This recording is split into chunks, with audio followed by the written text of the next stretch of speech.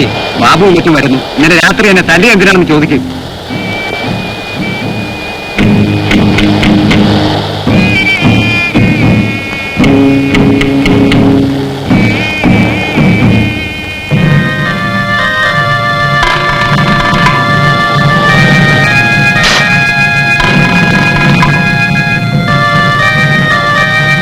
ബാബു, ഒരു കാര്യമില്ലാതെ ഇന്നലെ രാത്രി തല്ലി എന്തിനാ?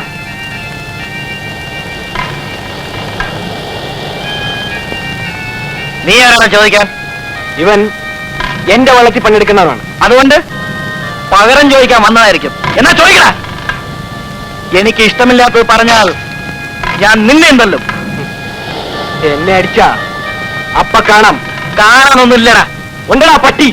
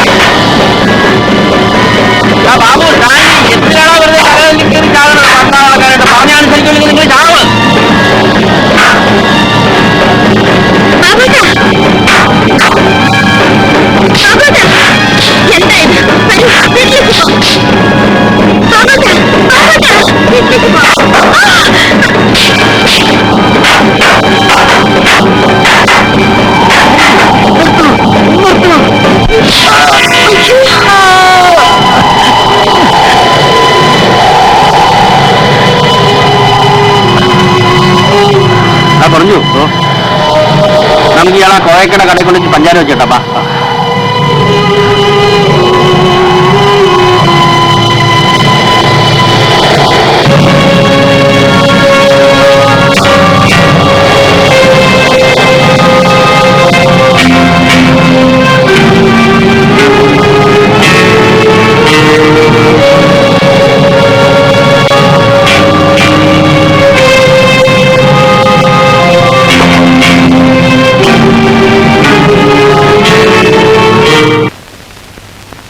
അവന്മാരെ അടിവെച്ച് പിരിഞ്ഞ അതൊന്നും പതിവല്ലേ, ഇന്ന് പകലായേ ഉള്ളൂ. എടോ, നമ്മുടെ ഗോവത്തിന്റെ തലയ്ക്ക് ഒരു അടി കൊണ്ട് പൊട്ടി. ശരി, പഞ്ചാരയും എടുത്തേ.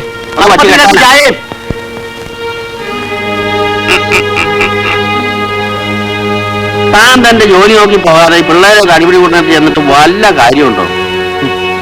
മനുഷ്യര് തമ്മിൽ തല്ലുകൂടുമ്പോ കണ്ടു നിൽക്കാൻ ഒക്കും. പിന്നെന്താ, നല്ല രസികര അടിയായിരുന്നു. കഷ്ടം പിടിച്ചു മാറ്റിക്കളഞ്ഞു. ആ സ്റ്റാൻലിയും ബാബുവും സുലൈമാന്റെ പ്രായമായിരുന്നു. പഞ്ചാര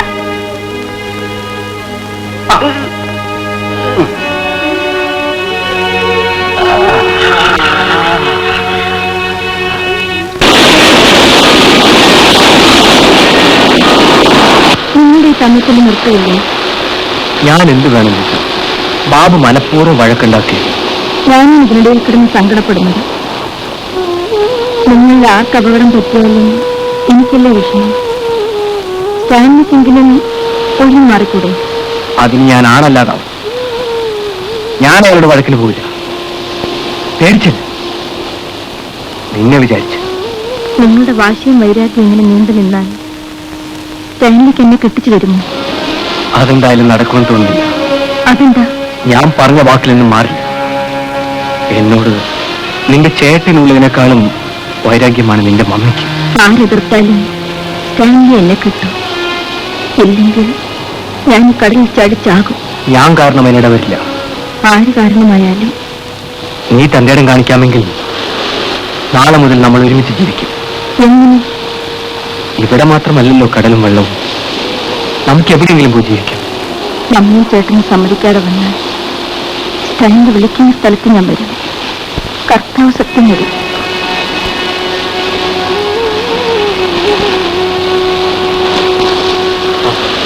വെള്ളം ഇറക്കേണ്ട സമയം കഴിഞ്ഞു. ഞാൻ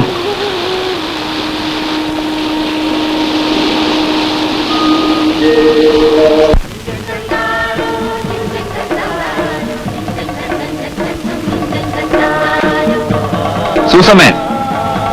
ഇന്ന് പണിക്ക് പോയില്ലേ? ഇല്ല, സ്റ്റാൻലിയുമായ റെഡി നടന്നു.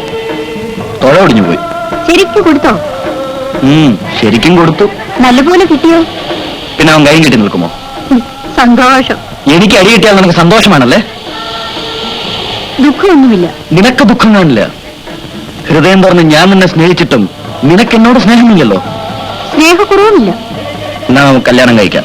പള്ളിയിൽ വെച്ച്. അത് വേണ്ട. നീയും മതം മാറണ്ട. രജിസ്റ്റർ വിവാഹം. എനിക്കൊരു പെൺകുഞ്ഞുണ്ടായാൽ അതിനെ ഹിന്ദുവും കെട്ടില്ല, ക്രിസ്ത്യാനിയും കെട്ടില്ല. മനുഷ്യർ കല്യാണം കഴിക്കും. ജാതിയും മതവും ഇല്ലാത്ത മനുഷ്യൻ ഏതാ? സൂസമേ, നിന്നെ അല്ലാതെ മറ്റൊരു പെണ്ണിനെ ഞാൻ വിവാഹം കഴിക്കില്ല. അത് ഞാൻ തീരുമാനിച്ചു കഴിഞ്ഞു.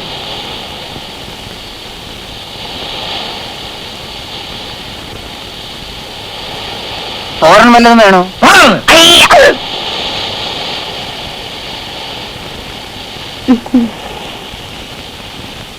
പണ്ട് മുന്നോൾ പതിതനയേ. എന്താണ് ഇത്ര താമസിച്ച്? ചോദിക്കാനും പറയാൻ ആളില്ലെന്ന് വിചാരിച്ചു. ബാങ്ക് തുറക്കാൻ കുറെ താമസിച്ചു. നിഷേധത്തരം പറയുന്നു. ഒറ്റ അടിയാൻ പറ്റുന്നുണ്ടല്ലോ. എന്നാലേ ഒരു കാര്യം ചെയ്യാം. അപ്പന്റെ ആട്ടക്കാലച്ചട്ടം അനുസരിച്ച് ഞാൻ ഇവിടെ ഇരുന്നോളാം. നാളെ മുതല് അപ്പം പോയി പണിയെടുത്തോണ്ട് വാ. മോളെ, ആട്ടക്കാല ചട്ടം അനുസരിച്ച് അപ്പൻ ഇങ്ങനെ എന്തെങ്കിലുമൊക്കെ പറഞ്ഞുകൊണ്ടിരിക്കും. മോളത് കഥയാക്കി എടുക്കരുത്. മോളുടെ അമ്മച്ചി ഉണ്ടായിരുന്ന കാലത്തും അപ്പൻ ഇങ്ങനെയൊക്കെ പറഞ്ഞുകൊണ്ടിരിക്കും. ആട്ടക്കാല ചട്ടത്തെ അനുസരിപ്പത് മുറൈ